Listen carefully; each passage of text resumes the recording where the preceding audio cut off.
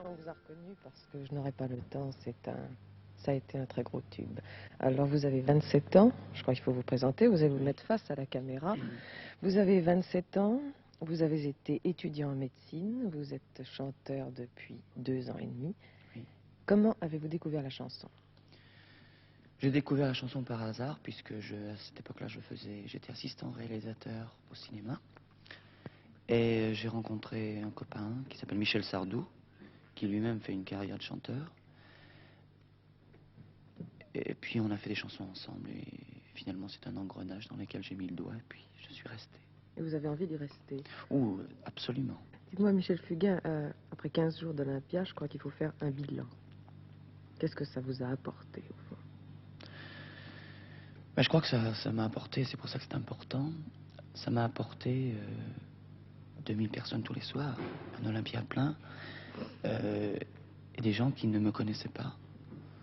C'est-à-dire que ça, je l'ai entendu plusieurs fois, des gens entendent une chanson, et puis ils disent c'est lui qui a fait ça.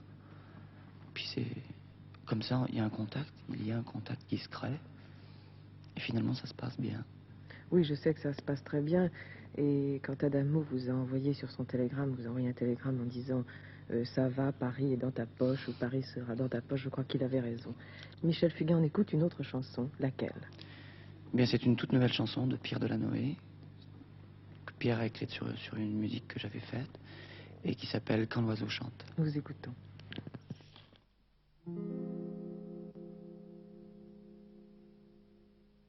Quand on voit les tours de Notre-Dame,